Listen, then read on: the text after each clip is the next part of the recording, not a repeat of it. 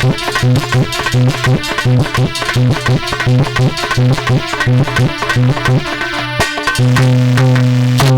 के यहाँ पर सभी देवता देवियां जन्म लेने लगे। धीरे धीरे समय व्यतीत हुआ और वो समय आया कि बहन देवकी ने एक पुत्र को जन्म दिया। जन्म देने के बाद वसुदेव ने हाथ में लिया और जाकर के पहुंच गए हैं जहां कंस की सभा लगी है। जाकर के कंस को भेंट किया, जवाब दिया, भैया ये तुम्हारी बहन की पहली अमानत है। क्या कहा? ये भैया तुम्हारी बहन की पहली अमानत है। कंस उस बच्चे की मुंह की तरफ देखता रहा और मन में विचार किया कि पहले बालक ने हमारा कुछ नहीं बिगाड़ा है। याद रखना भगवत श्रोताओं, वापस दे दिया। जहां बहन देवकी ने अपने पुत्र को गोदी में लिया तो भैया के लिए बड़ी बड़ी दीर्घ आयु की कामना करने लगी। भैया की लंबी उम्र हो जाए।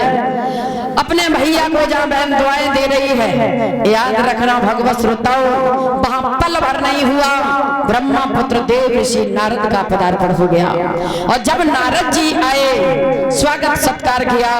नारद जी ने आकर के पूछा, कंसराज मैं जब जब आए आप खुश नजर आए, मगर आज तुम्हारे चेहरे पर ये चिंता का विषय आखिर क्यों?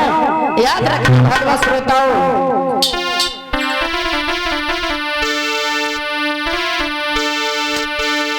कहे सराज दिन दिन तेरी और क्यों दशा बिगड़ती जाती है।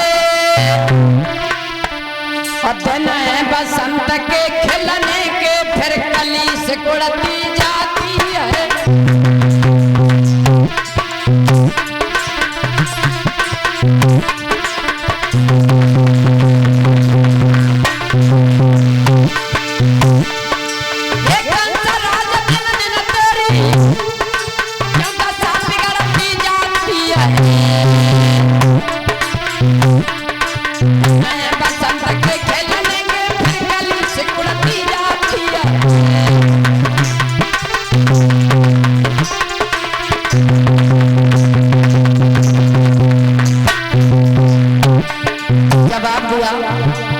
यदि शंका होई कहूँ तो समन की धावा करेगी हराय डालो।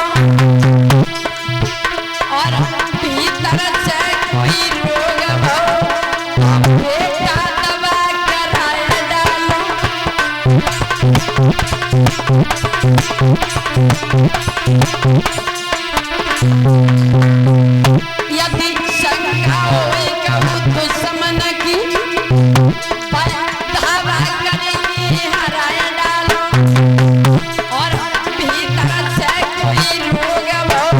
तो तबाह कराय डालो।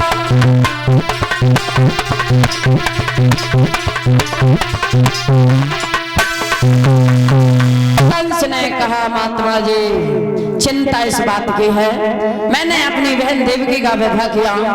जब मैं विदाई कर रहा था तो देवताओं ने आकाशवाणी की कि इस बहन का 8वां बालक तुम्हारा काल होगा। जवाब दिया, अभी तक कोई पुत्र पैदा हुआ? बोले हाँ हाँ थोड़ी देर पहले। कहा? वापस कर दिया। क्यों? क्योंकि पहले बालक ने मेरा कुछ नहीं बिगाड़ा। नारद जिनकी कही हुई बात कभी रद्द न हो, वही है असली नारद। नारद जी ने अपनी झोली में हाथ डाला और एक पुष्प निकाला। पुष्प निकाल करके कंस को दिया। जवाब दिया, बेटा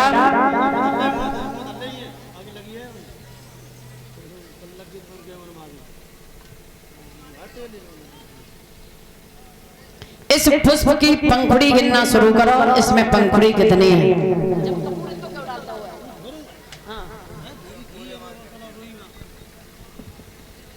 कंस ने गिनना शुरू किया, 1